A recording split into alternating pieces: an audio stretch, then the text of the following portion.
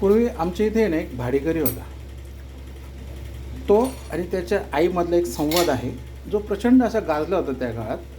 तर मी तुम्हाला तो सांगतो कसा आहे. तो आला सायंकाळी आणि त्याच्या आईला त्याने विचारलं, "आई, काय स्वयंपाक केला आहे गं?" त्याची आई म्हणे, "वरण भात."